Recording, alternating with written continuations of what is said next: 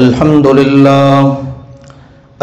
لله نحمده ونستعينه ونستغفره ونعوذ بالله من شرور أنفسنا ومن سيئات أعمالنا من يهده الله فلا مضل له ومن يضلل فلا هادي له وأشهد أن لا إله إلا الله وحده لا شريك له وأشهد أن محمدا عبده ورسوله أما بعد فإن خير الحديث كتاب الله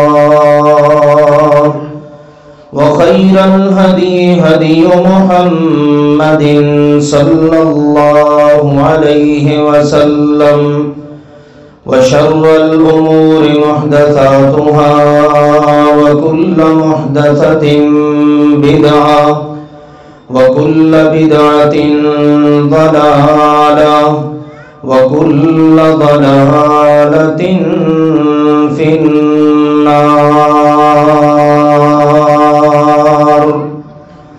يا أيها الذين آمنوا اتقوا الله حق تقاته ولا تموتن إلا وأنتم مسلمون. يا أيها الناس اتقوا ربكم الذي خلقكم من نفس واحدة وخلق منها زوجها وبث منهما رجالا كثيرا ونساء واتقوا الله الذي تساءلون به والأرحام إن الله كان عليكم رقيبا. يا أيها الذين آمنوا اتقوا الله وقولوا قولا سديدا يصلح لكم أعمالكم ويغفر لكم ذنوبكم ومن يطع الله ورسوله فقد فاز فوزا عظيما. أما بعد فأعوذ بالله من الشيطان الرجيم. بسم الله الرحمن الرحيم. ونفخ في الصور ذلك يوم الوعيد وجاءت كل نفس معها سائق وشهيد. لقد كنت في غفلة من هذا فكشفنا عنك غطاءك فبصرك اليوم حديد. وقال قرينه هذا ما لدي عتيد. ألقيا في جهنم كل كفار عنيد مناع للخير معتد مريب. الذي جعل مع الله إلها آخر فألقياه في العذاب الشديد. قال قرينه ربنا ما أطغيته ولكن كان في ضلال بعيد. قال لا تختصموا لدي وقد قدمت إليكم بالوعيد ما يبدل القول لدي وما أنا بظلام للعبيد. وقال جل وعلا يومئذ لا تنفع الشفاعة إلا من أذن يومئذ لا تنفع الشفاعة إلا من أذن له الرحمن ورضي له قولا يعلم ما بين أيديهم وما خلفهم ولا يحيطون به علما وعنت الوجوه للحي القيوم وقد خاب من حمل ظلما ومن يعمل من الصالحات وهو مؤمن فلا يخاف ظلما ولا هضما. اللہ سبحانہ وتعالی نے ارشاد فرمایا یومئذ لا تنفع الشفاعة إلا من أذن له الرحمن. قیامت کا دن وہ دن ہے کہ جس دن کسی کو کوئی سفارش فائدہ نہ دے گی مگر اسی کو جس کے لیے رحمان اجازت دے گا. وَرَضِيَ لَهُ قَوْلًا اور جس کے لیے بات کرنے پر راضی ہوگا. يَعْلَمُ مَا بَيْنَ أَيْدِيهِمْ وَمَا خَلْفَهُمْ جو کچھ ان کے آگے ہے اور جو کچھ ان کے پیچھے ہے وہ سب جانتا ہے. وَلَا يُحِيطُونَ بِهِ عِلْمًا اور یہ سارے مل کر بھی اس کے علم کا احاطہ نہیں کر سکتے. وَعَنَتِ الْوُجُوهُ لِلْحَيِّ الْقَيُّومِ قیامت کے دن سارے چہرے اللہ حی قیوم کے سامنے جھکے ہوں گے گرے ہوں گے. وَقَدْ خَابَ مَنْ حَمَلَ ظُلْمًا اور یقیناً ناکام و نامراد ہو گیا وہ شخص جو ظلم کا بوجھ اٹھا کر آئے گا. وَمَنْ يَعْمَلْ مِنَ الصَّالِحَاتِ وَهُوَ مُؤْمِنٌ اور جو شخص ایمان کی حالت میں نیک عمل لے کر آئے گا فَلَا يَخَافُ ظُلْمًا وَلَا هَضْمًا اسے کسی قسم کے ظلم حق تلفی اور زیادتی کا خوف تک نہیں ہوگا.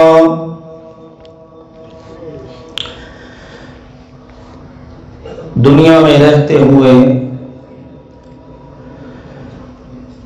ایک مسلمان خاص طور پر موجودہ دور میں جب اس غلط فہمی کا شکار ہو جائے کہ میں اس دنیا میں بالکل آزاد ہوں جو چاہوں کروں قیامت کے دن مجھے اللہ سبحانہ و تعالی جنت میں داخل کر دے گا کیونکہ میں اس کے محبوب کا امتی ہوں. اگر بالفرض میں وہاں پر اللہ کی عدالت میں پھنس گیا تو فلاں ہیں جو میری سفارش کر کے مجھے اللہ سے چھڑا لیں گے. پھر میرے پیارے بھائیوں محترم بزرگوں وہی حالت ہوتی ہے عمل کی دنیا کے اندر کہ جو اس وقت اکثر مسلمانوں کی حالت ہے. وہ اس غلط فہمی کا شکار ہیں. بد عملیاں بے عملیاں جتنی چاہو کرو کلمہ پڑا ہوا ہے.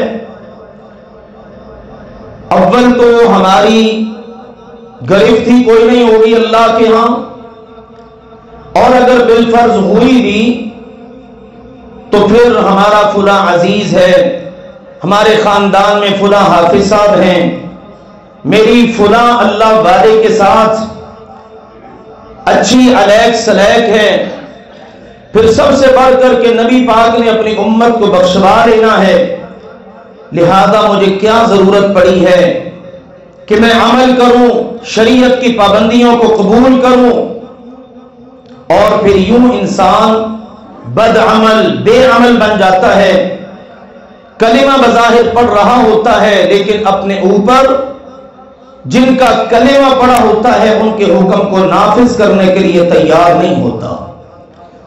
یہ بات اللہ کے فضل و کرم سے آپ متعدد خطبات میں جان چکے ہیں کہ شفاعت اس کا اختیار مکمل طور پر اللہ نے اپنے ہاتھ میں رکھا ہے۔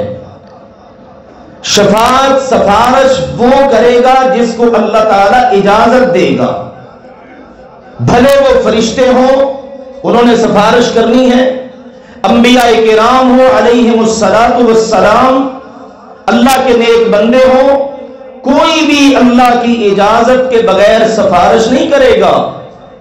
اور دوسری بات یہ ہے اس کی سفارش کرے گا جس کے لیے اللہ تعالیٰ اجازت دے گا۔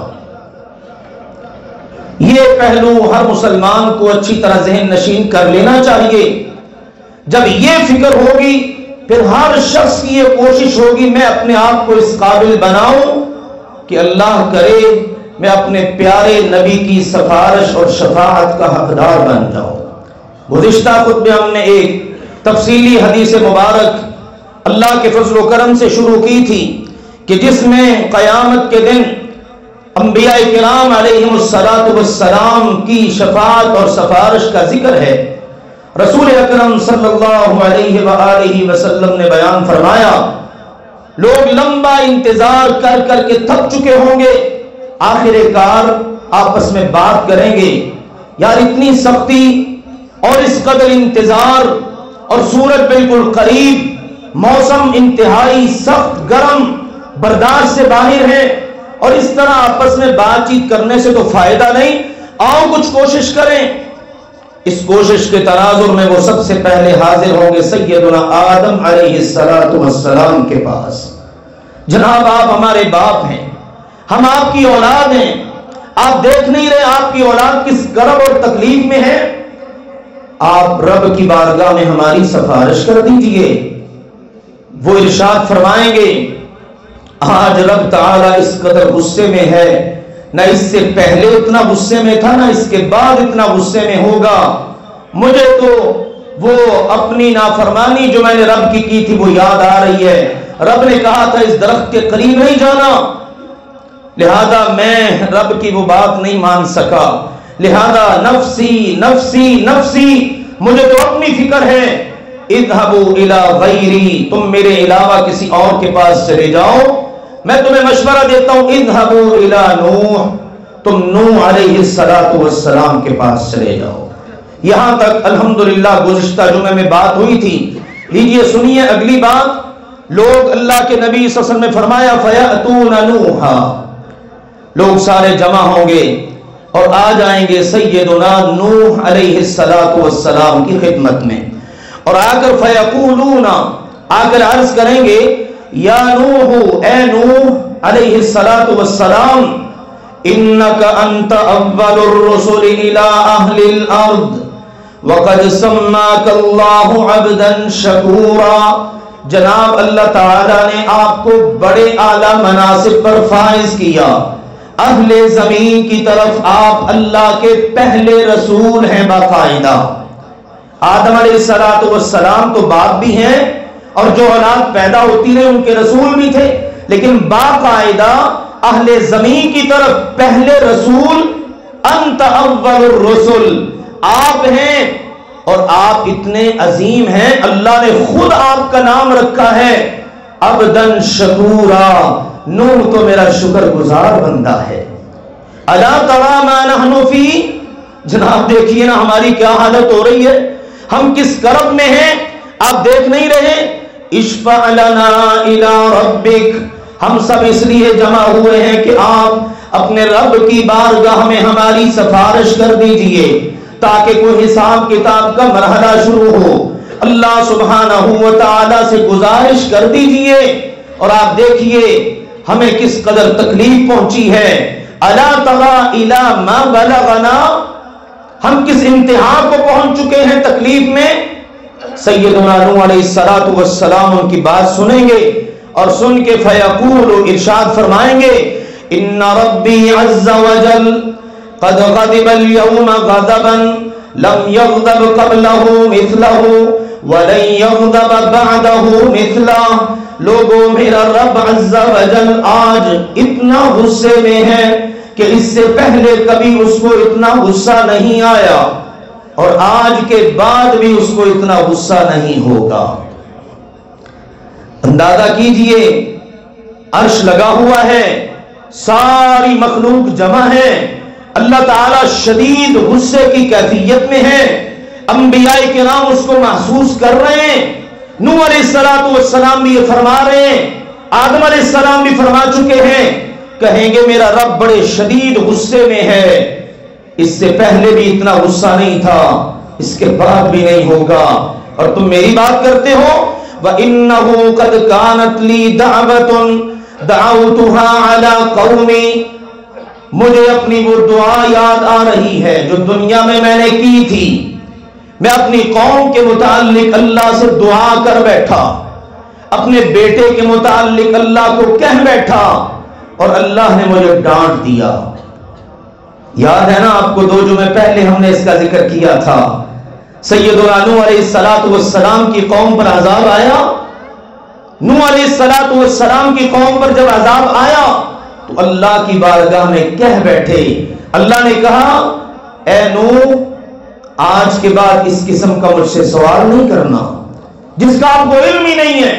انی اعیذک ان تکون من الجاہلین، یہ سورہ ہود ہے، میں آپ کو باز کرتا ہوں، نصیحت کرتا ہوں، آئندہ اگر اس طرح کی غلطی ہوئی تو میں نبیوں سے نکال کر جاہلوں میں لکھ دوں گا۔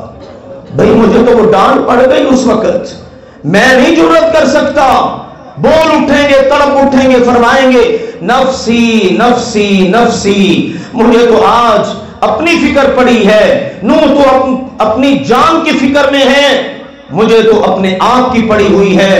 اذهبوا الى غیری اذهبوا الى ابراہیم، تم اس طرح کرو میرے علاوہ کسی اور کے پاس چلے جاؤ، مشورہ ہے کہ تم ابراہیم علیہ السلام کے پاس چلے جاؤ۔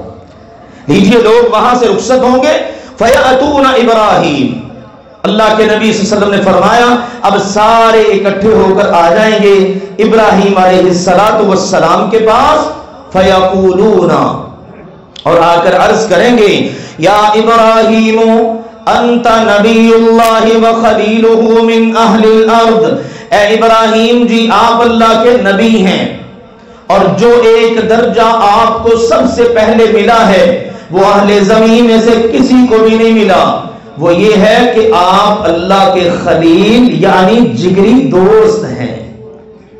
آپ کی تو موڑی نہیں جا سکے گی، آپ کی خدمت میں گزارش ہے آپ ہمارے لیے کچھ کیجئے، آپ اللہ کے نبی ہیں، اللہ کے خلیل ہیں۔ الا تری الی ما نحن فی، کیا آپ دیکھ رہے ہیں کہ ہم کس کرب اور تکلیف میں ہیں، ہمیں جو مصیبت تکلیف پہنچی ہے، سورج بالکل قریب، پیچھے ہم نے سارا جانا، اللہ کے نبی نے فرمایا تدنو الشمس، سورج بالکل قریب ہوگا، زمین ساری کی ساری چٹیل میدان، کوئی اس پر نشیب و فراز نہیں، کوئی جناب پہاڑیاں نہیں، کوئی عمارتیں نہیں، اور زمین تانبے کی طرح گرم ہوگی، تپ رہی ہوگی، اور اس حالت کے اندر انتظار، اس قدر کرب میں ہے جناب، آپ اللہ کے نبی ہیں، اللہ کے خلیل ہیں، ہماری گزارش کی ہے اشفع لنا الی ربک، ہماری سفارشی کر دیجئے رب کی بارگاہ میں، اللہ تعالیٰ کو کہہ دیجئے۔ لیجئے ابراہیم علیہ السلام اللہ کے نبی صلی اللہ علیہ وسلم نے فرمایا فَيَقُولُ لَهُمْ، ابراہیم علیہ السلام ان سے فرمائیں گے ان ربی قد غضب اليوم غضبا لم یغضب قبلہ مثلا ولن یغضب بعدہ مثلا. لوگوں میرا رب آج اس قدر شدید غصے میں ہے، نہ آج سے پہلے اتنا غصے میں تھا، نہ آج کے بعد اتنا اس کو غصہ آئے گا. اور تم میری بات کر رہے ہو، سنو. وَإِنِّي قَدْ كُنْتُ كَذَبْتُ ثَلَاثَ كَذَبَاتٍ. میں دنیا کے اندر 3 موقع پر توریہ کر بیٹھا. کہیں گے ثلاث کذبات، مجھ سے دنیا میں 3 جھوٹ بولے گئے. وہ کون کون سے تھے؟ ایک تو جب بتوں کو توڑا، قوم نے پوچھا جناب من فعل هذا بآلہتنا، یہ ہمارے معبودوں کے ساتھ سلوک کس نے کیا؟ فرمایا بل فعلہ کبیرہم، ان کے بڑے نے کیا ہوگا. ایک تو یہ. دوسرا، جس وقت بادشاہ کے پاس سے گزر رہے تھے، زوجہ محترمہ ساتھ ہیں، بادشاہ کا قانون یہ ہے اگر میاں بیوی ہوں تو بیوی کو پکڑ لیتا، شوہر کو کہتا چل جا تو. اگر بہن بھائی ہوں تو پھر بہن کو نہیں پکڑتا تھا، کہتا تھا بھائی کی غیرت ہوتی ہے. تو اس وقت اس نے جب پوچھا یہ کون ہے تو میں نے کہا یہ میری بہن ہے.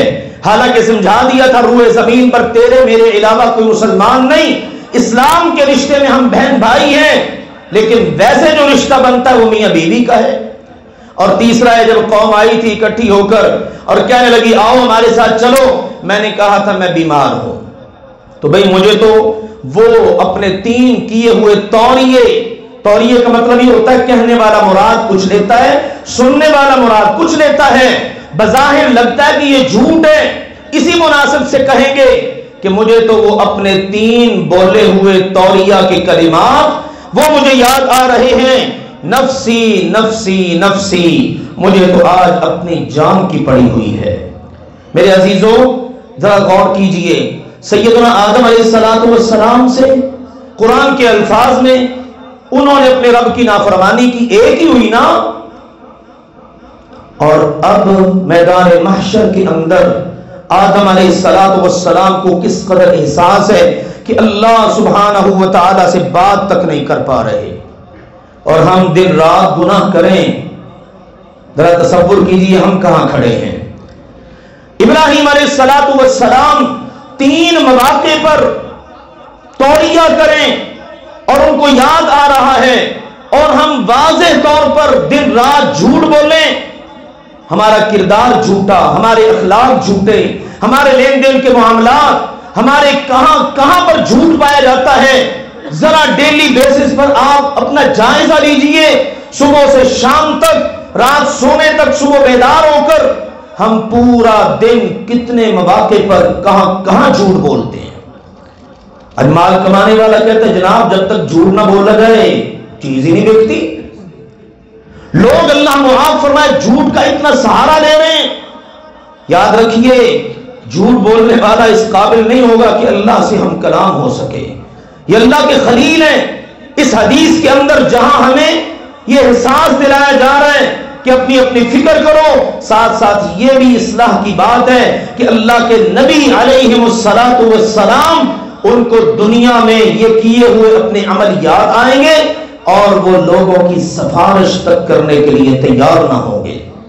لیجئے ارشاد فرمایا ابراہیم علیہ السلام جب یہ انکار کر دیں گے، کہیں گے مجھے تو اپنی پڑی ہے، کہیں گے لوگوں سے اذهبوا الى غیری، تم میرے علاوہ کسی اور کے پاس جاؤ.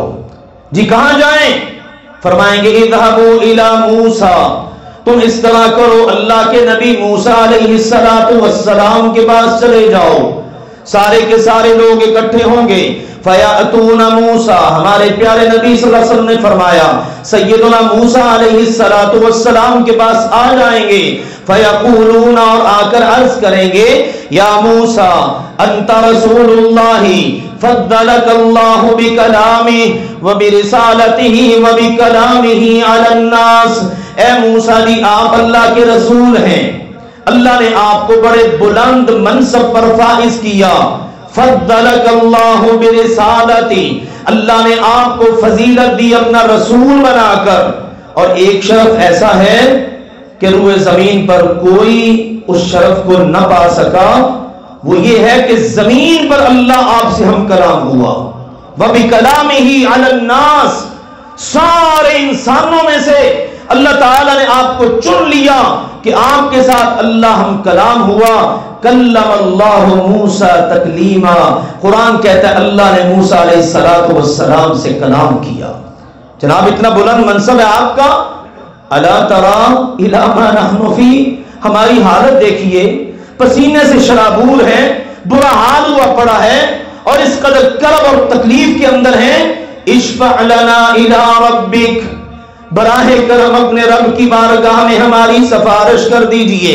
سیدنا موسیٰ علیہ السلام کا جواب سنیے، فیقول، ہمارے پیارے نبی کریم صلی اللہ علیہ وسلم نے فرمایا، موسیٰ علیہ السلام فرمائیں گے، ان ربی قد غضب اليوم غضبا لم یغضب قبلہ مثلا ولن یغضب بعدہ مثلا، لوگوں میرا رب عز و جل آج اتنا غصے میں ہے، نہ اس سے پہلے کبھی اتنا غصہ اس کو آیا، نہ آج کے بعد اس کو اتنا غصہ کبھی آئے گا، اور تم مجھے کہتے ہو وَإِنِّي قَدْ قَتَلْتُ نَفْسًا لَمْ أُؤْمَرْ بِقَتْلِهَا، مجھ سے دنیا میں ایک جان قتل ہو گئی جس کے قتل کی مجھے اجازت ہی نہ تھی۔ ایسے ہی غلطی سے قتل خطا ہو گیا، اللہ نے معاف بھی کر دیا۔ سورہ قصص میں واقعہ ہے، اپنی قوم کا فرعون کا، دونوں بندے لڑ رہے ہیں، چھڑانے کے لیے آگے بڑھے اور ایسے ہی اس کو تھپڑ مار دیا، مکہ مار دیا، بندہ مر گیا، ارادہ نہیں تھا۔ پھر معافی مانگی، اللہ انی ظلمت نفسی، اللہ مجھ سے ظلم ہو گیا، مجھے معاف کر دیجئے۔ اللہ نے کہا میں نے معاف کر دیا، معصوم ہے اللہ کے نبی، لیکن آپ دیکھیے وہ گناہ جس کی معافی بھی مل گئی، اس کے باوجود نبیوں کو احساس ہے ہم کس طرح اللہ پاک کی عدالت میں پیش ہو کر تمہاری سفارش کریں۔ مجھے اجازت نہیں تھی اس کے قتل کی، قتل ہو گیا، نفسی نفسی نفسی۔ موسیٰ علیہ السلام بھی بول رہے ہیں میری جان میری جان، میرا نفس، مجھے تو اپنی فکر پڑی ہے، میں تمہاری کیا سفارش کروں؟ اگر آج اللہ نے پوچھ ہی لیا تو کیا بنے گا؟ اس لیے میرا مشورہ ہے اذهبوا الی غیری، میرے علاوہ کسی اور کے پاس چلے جاؤ۔ جی کہاں جائیں؟ فرمائیں گے اذهبوا الی عیسی ابن مریم، تم جاؤ مریم کے بیٹے عیسیٰ کے پاس، فیأتون عیسیٰ، لوگ سارے اکٹھے ہو کر آ جائیں گے عیسیٰ علیہ السلام کے پاس، فیقولون، اور آ کر عرض کریں گے یا عیسیٰ انت رسول اللہ وکلمتہ القاہا الی مریم وروح من وکلمت الناس فی المہد صبیا۔ جناب عیسیٰ جی آپ کو تو اللہ نے بہت زیادہ مناصب عطا کیے، آپ نے گود میں لوگوں سے کلام کیا، آپ کو اللہ نے اپنی روح قرار دیا، اپنا کلمہ قرار دیا، جس کو اللہ نے سیدہ مریم کی طرف القاء کیا، آپ اللہ کے رسول ہیں۔ الا تری الی ما نحن فی، ہماری حالت تو ذرا دیکھیے ہم کس قدر تکلیف اور کرب میں ہیں۔ اشفع لنا الی ربک، رب کی بارگاہ میں ہماری کوئی سفارش تو کر دیجئے، کم از کم حساب کتاب تو شروع ہو۔ اللہ کے نبی صلی اللہ علیہ وسلم نے سیدنا عیسیٰ علیہ السلام کا تذکرہ کیا، جب لوگ یہ کہیں گے وہ بھی بول اٹھیں گے ان ربی قد غضب اليوم غضبا لم یغضب قبلہ مثلا ولن یغضب بعدہ مثلا، میرا رب جس قدر آج غصے میں ہے نہ پہلے تھا نہ آج کے بعد ہوگا۔ لیکن اللہ کے نبی صلی اللہ علیہ وسلم نے لم یذکر ذنبا، عیسیٰ علیہ السلام کا کوئی گناہ ذکر نہیں کیا کہ وہ کہیں گے مجھ سے فلاں گناہ ہوا تھا، اس کا مطلب ان کا کوئی گناہ نہیں ہے، لیکن ان کو یہ فکر ہے کہ رب غصے میں ہے، میں اللہ سے بات کیسے کروں؟ ارشاد فرمائیں گے عیسیٰ علیہ السلام لوگوں سے اذهبوا الی غیری، تم چلے جاؤ میرے علاوہ کسی اور کے پاس۔ جناب آدم سے چلے، نوح، ابراہیم، موسیٰ اور آپ عیسیٰ، اب کہاں جائیں؟ فرمائیں گے اذهبوا الی محمد، تم سارے چلے جاؤ کہاں؟ محمد صلی اللہ علیہ وسلم کے پاس۔ اب بڑی دلچسپ بات ہے، اے محمد صلی اللہ علیہ وسلم کی امت کے لوگوں، آئیے ذرا اپنے نبی کا تذکرہ سنیے۔ آپ علیہ الصلوۃ والسلام نے فرمایا جب عیسیٰ علیہ السلام کہیں گے اذهبوا الى محمد صلی اللہ علیہ وسلم، تم سارے چلے جاؤ محمد صلی اللہ علیہ وسلم کے پاس، فیاتون محمدا صلی اللہ علیہ وسلم، سارے لوگ اکٹھے ہو کر سیدنا محمد کریم صلی اللہ علیہ وسلم کی خدمت میں آ جائیں گے اور آ کر عرض کریں گے، فیقولون، آ کر کہیں گے، یا محمد انت رسول اللہ وخاتم الانبیاء وقد غفر اللہ لک ما تقدم من ذنبک وما تأخر، اے محمد کریم جی آپ اللہ کے رسول ہیں اور آپ خاتم الانبیاء ہیں۔ کب بات ہو رہی ہے؟ میدان محشر میں، دنیا میں جو ڈنکا بجائیں گے خاتم الانبیاء محمد مصطفیٰ صلی اللہ علیہ وسلم ہیں، آپ کے بعد آج تک نہ کوئی نبی آیا نہ قیامت تک آئے گا، وہ قیامت کے دن بھی کہیں گے آپ خاتم الانبیاء ہیں۔ جنہوں نے انہی پر اکتفا کیا انشاءاللہ وہ سرخرو ہوں گے، آپ اللہ کے رسول ہیں، آپ خاتم الانبیاء ہیں، اور آپ وہ ہیں جن کی کتاب میں جن کا ذکر ہے آپ جو چاہیں کریں، رب نے آپ کو سب معاف کر دیا ہے۔ آپ کے تو نامہ عمل میں کوئی ایسی خطا ہے ہی نہیں جناب، ہم آپ کی خدمت میں حاضر ہوئے ہیں، سب کے پاس سے ہو کر آ گئے، الا تری الی ما نحن فی، ہماری حالت تو دیکھیے، اشفع لنا الی ربک، اپنے رب کی بارگاہ میں ہماری سفارش کر دیجئے۔ رحمت دو عالم، رحمت للعالمین، امام الانبیاء والمرسلین، سبحان اللہ۔ آپ فرماتے ہیں جس وقت میں ان کی بات سنوں گا نا فانطلق، میں ان کی بات سن کر چل پڑوں گا، سبحان اللہ۔ کیا وہ منظر ہوگا، ہمارا پیارا نبی آگے آگے، سارا جہان ساری انسانیت پیچھے پیچھے، فرماتے فآتی تحت العرش، میں اللہ ذوالجلال والاکرام کے عرش کے نیچے آ جاؤں گا، فأخر ساجدا، اور رب کی بارگاہ میں سجدے میں گر پڑوں گا۔ مسلمانوں، سجدے کی اس قدر اہمیت ہے، آج تو ہمارے پاس سجدے کے لیے وقت نہیں ہے نا، ہماری فرض نمازوں کے لیے ہمارے پاس وقت نہیں، ہمارا پیارا نبی تو ہماری سفارش کے لیے بھی کیا کرے گا، سجدہ، کہاں پر؟ اللہ کے عرش کے نیچے۔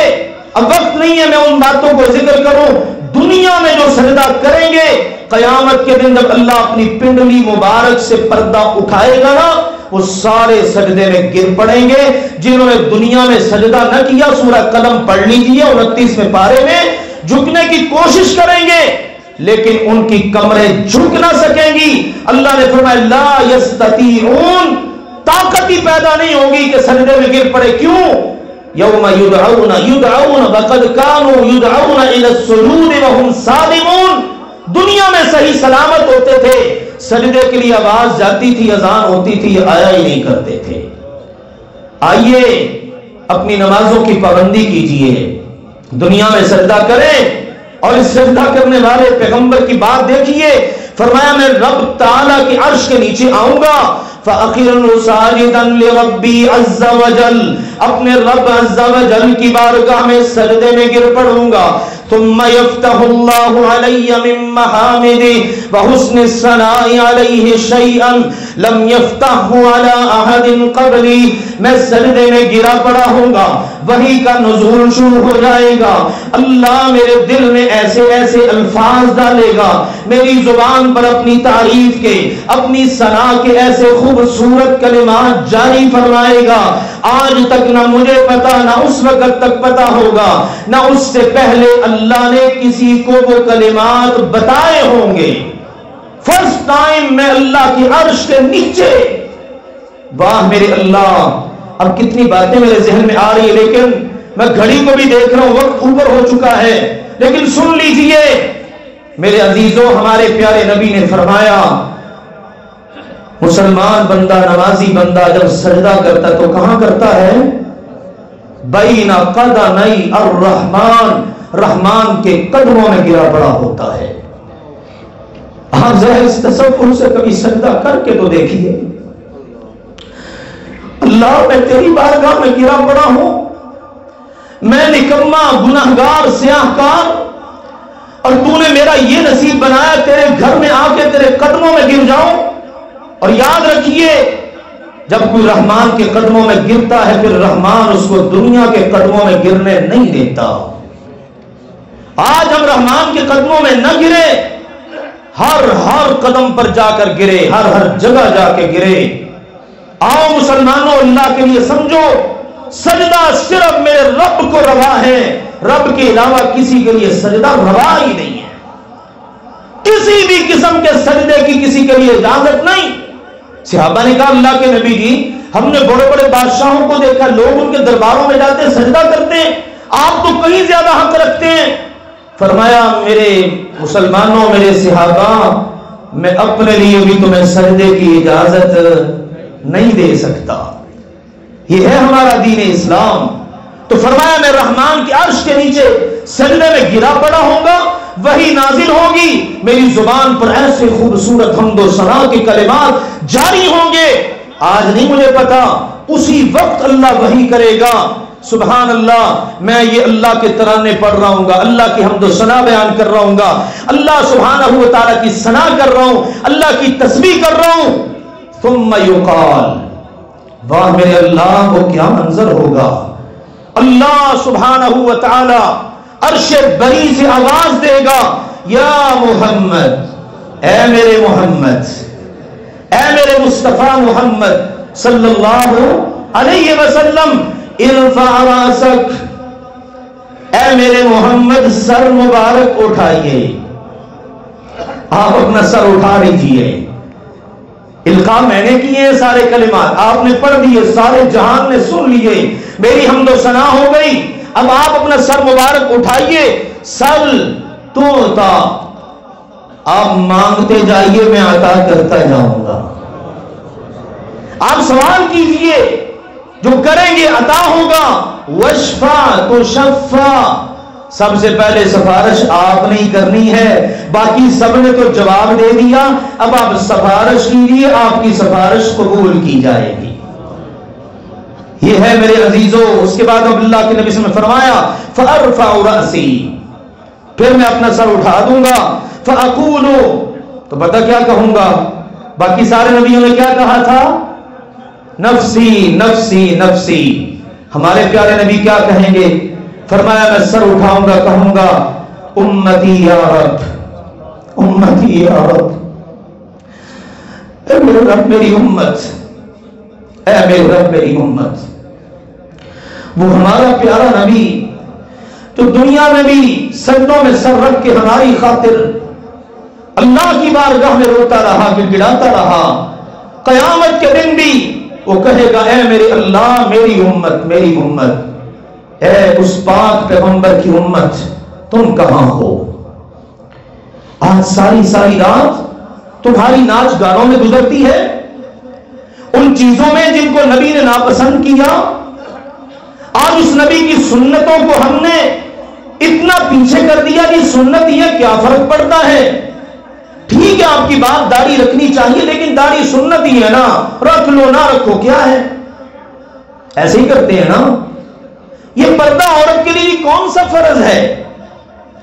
آج اس نبی کی سنتوں کے ساتھ ہم یہ سلوک کر رہے ہیں، اور وہ نبی وہ اللہ کے عرش کے نیچے سجدے میں سر رکھ کے دعائیں کر کے پھر سر اٹھا کے کہے گا، تو پہلے نبیوں کی امتوں کا نہیں اپنی امت کا کہے گا، اے میرے رب میری امت، اے میرے رب میری امت۔ پھر اس کے بعد اللہ سبحانہ و تعالیٰ کی بارگاہ میں سفارش ہوگی، کن کی ہوگی اس کا ذکر انشاءاللہ اگلے جمعے سے کریں گے۔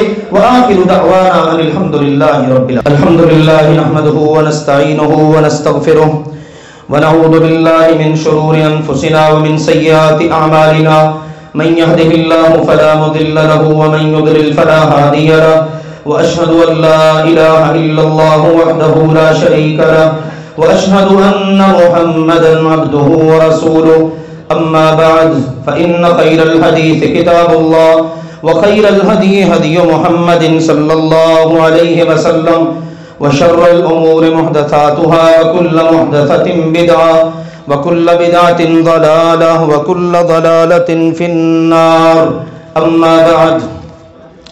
ایک تو سوال ہے کہ کیا شوہر بیوی کی میت کو غسل دے سکتا ہے؟ جی بالکل، شوہر اپنی بیوی کو اور بیوی اپنے شوہر کو، کوئی بھی ان میں سے فوت ہو جائے تو غسل دے سکتے ہیں۔ سب سے مقدس جوڑا کائنات میں وہ سیدنا محمد کریم صلی اللہ علیہ وسلم اور سیدہ عائشہ رضی اللہ عنہا کا ہے۔ اللہ کے نبی صلی اللہ علیہ وسلم نے فرما رکھا تھا، عائشہ اگر میں فوت ہو جاؤں تو مجھے غسل تم نے دینا ہے۔ سیدنا علی رضی اللہ تعالی عنہ اور سیدہ فاطمہ کی بھی آپس میں ایسی ہی بات تھی، بلکہ سیدہ فاطمہ نے جب وفات پائی تو غسل دینے والے سیدنا علی تھے۔ لہذا ایسی کوئی بات نہیں ہے، لوگ بلا وجہ کی بلا دلیل بات کرتے ہیں یہ رشتہ ٹوٹ گیا، اگلا سوال یہ کیا مرنے کے بعد میاں بیوی کا نکاح ختم ہو جاتا ہے؟ نہیں، سیدہ عائشہ رضی اللہ تعالی عنہا کی ریشمی غلاف میں تصویر اللہ نے جبریل امین کے ذریعے بھجوائی اور کہا ہذہ زوجتک فی الدنیا والآخرہ، اے میرے مصطفیٰ یہ صدیق کی بیٹی صدیقہ دنیا میں بھی آپ کی بیوی ہے، آخرت میں بھی آپ کی بیوی ہے۔ کون سا نکاح ٹوٹتا ہے؟ ایسے ہی لوگوں نے بلا وجہ کی باتیں بنا رکھی ہیں، ایسا کوئی مسئلہ نہیں ہے، لہذا اس چیز کو مد نظر رکھنا چاہیے۔ یہ تعلق اللہ سبحانہ و تعالیٰ نے اس قسم کے رکھے ہیں، ان میں کوئی ایسا مسئلہ نہیں ہے۔